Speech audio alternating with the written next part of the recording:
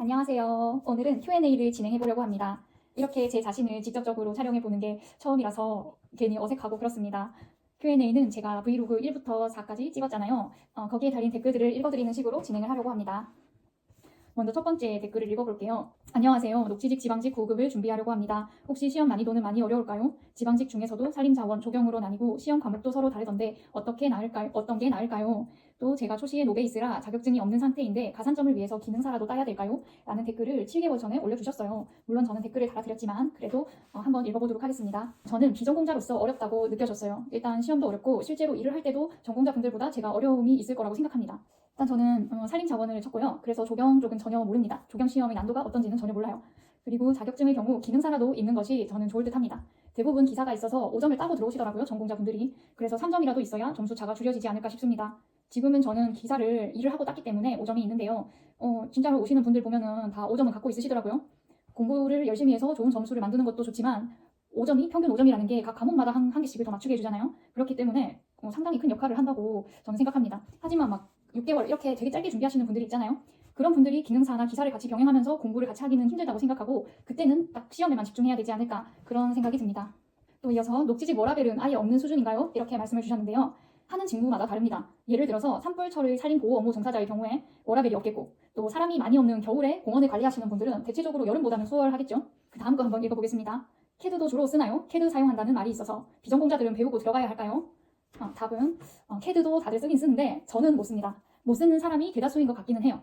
그래서 걱정하지 않으셔도 되고 하지만 업무에 가끔씩 이 설계 도면을 볼 때 불편함을 느낄 때가 있습니다.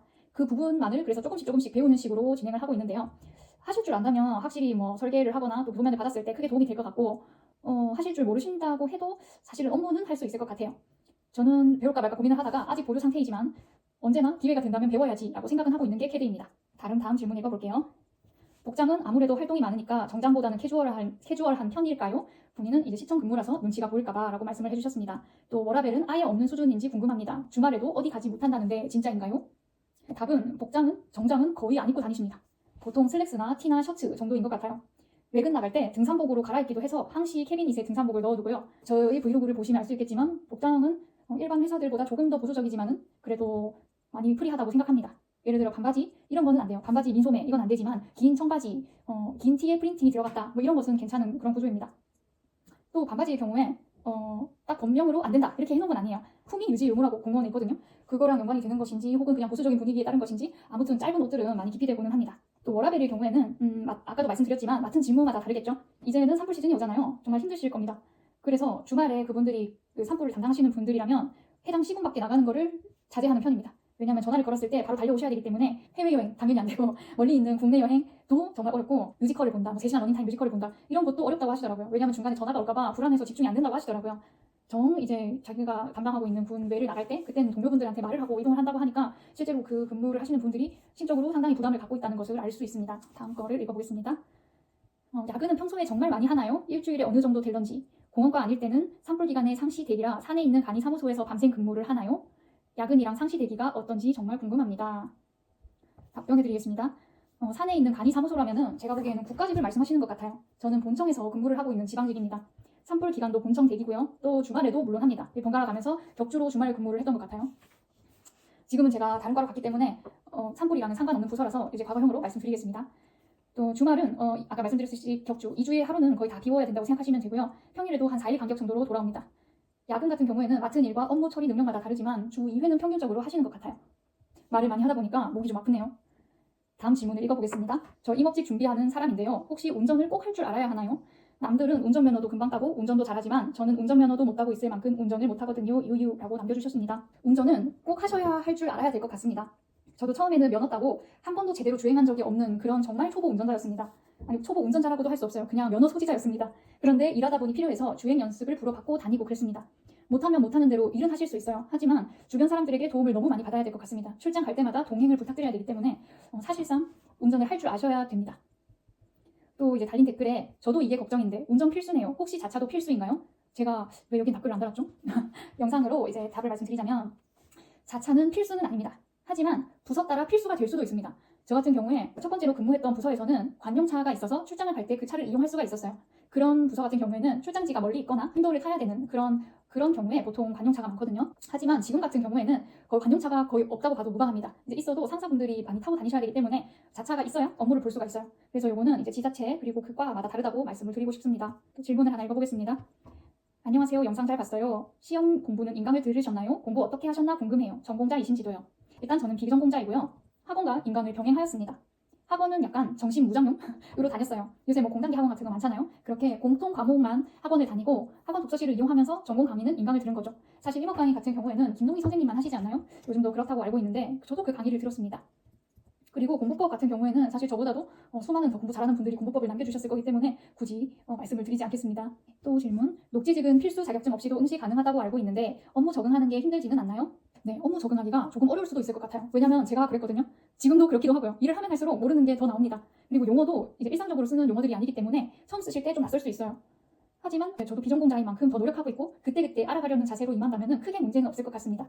대신 모르는 게 많다고 항상 생각을 하고 있어야 되고 배우면은 딱 인지하려고 정말 노력을 해야 됩니다. 다음 질문. 공시생 시절에 공부는 어떻게 하셨나요? 가산점은 있으셨나요? 전 뭐 말씀을 드리자면은 일단 가산점을 제일 먼저 땄어요. 3점짜리 기능사 가산점. 그게 전기톱 분해하고 조립하고 나무 썰고 이런 거거든요. 그때 무슨 자신감이었는지 모르겠는데 일단 땄습니다.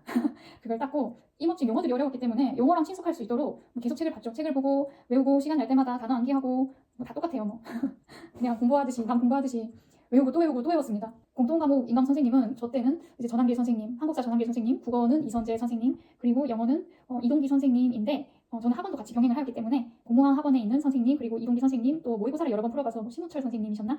그분도 풀어봤고 거의 모든 선생님들의 모의고사를 접하면서 강의를 들었었어요. 그리고 임업직은 아까 말씀드렸듯이 김동희 선생님을 들었습니다. 녹지직 공무원은 영어 과목 안정권이 어느 정도일까요? 이거 참 해마다 지역마다 다르지 않나요? 제 때는 90이었습니다. 녹지직 공무원이 조경직 공무원인가요? 산불 나고 그러면 조경직도 모두 투입되나요? 녹지직 공무원은 두 가지로 나뉩니다. 산림직과 조경직인데요. 임학과와 조경학과에 따라 나뉘어진다고 생각하시면 쉬울 것 같아요. 결론적으로 조경직이 산불 업무에 투입되는가 하는 것은 속한 부서에 따라 다릅니다. 일을 하다 보면은 산림 업무랑 조경 업무는 필수로 보게 된다고 생각하시면 됩니다. 저 같은 경우에도 첫 번째는 산림으로 들어갔다가 지금은 조경 업무를 보고 있거든요. 어디까지 했죠? 다름이 아니고 저 옆집에서 백일떡을 가져다 주셨어요. 애기가 9일이랍니다. 너무 귀엽죠? TMI였고요. 다시 영상을 읽어보겠습니다. 같은 원리로 행정직이 만약 산불을 끄는 부서에 있다. 그렇다면 산불을 끕니다. 굳이 뭐 조경직이든 임업직이든 행정직이든 뭐 농업직이든 상관없습니다. 산불을 끄는 부서에 있다면 산불을 끕니다. 그리고 첫 번째 영상의 마지막 댓글이네요. 실례지만 퇴근은 주로 몇 시에 하시나요? 제가 녹지직 공무원에 대한 관심이 많습니다. 일단 녹지직 공무원에 대한 관심 감사합니다. 저희 소수직렬이라서요. 관심 가져주시면 좋습니다. 제 생각엔 그렇습니다. 퇴근은 빠르면 7시입니다. 저 같은 경우에는. 그리고 물론 칼퇴할 때도 있습니다. 또 평균은 저 때 1년 전에는 전 8시라고 적어놨네요. 하지만 산불 기간에는 무한정이고요. 철철이 해야 되는 공사가 있을 때, 그러니까 식재 시기가 있을 때 식재 업무를 한다. 뭐 가로수 치기를 해야 되는데 시즌이 가로수 치기를 하는 시즌이다. 그러면 그거는 굉장히 바쁘시겠죠. 사시사철 바쁜 팀에 가면 정말로 뭐 야근 맨날 진짜 칼퇴하는 날에 손에 꼽으시는 분도 봤어요. 산불 기간에는 몇 개조로 당직을 서나요? 기간과 시기마다 이것도 다른데요. 보통 팀당 1명, 그 다음에 담당 팀에 2명, 이렇게 해서 한 3명 정도 섭니다. 담당 팀이라는 거는 산불팀이고요. 그 다음에 그냥 팀당이라고 말씀드린 거는 같은 과의 산불팀이 아닌 다른 팀들도 돌아가면서 산불 시즌에는 근무를 섭니다. 오늘 영상은 여기까지입니다. 많이 도움이 되셨나요? 혹시 더 궁금한 게 있으시다면 댓글로 달아주시면 됩니다. 다음에도 짧게나마 Q&A 영상을 하나 만들 것 같거든요. 그러면 다음에 또 만나요. 안녕.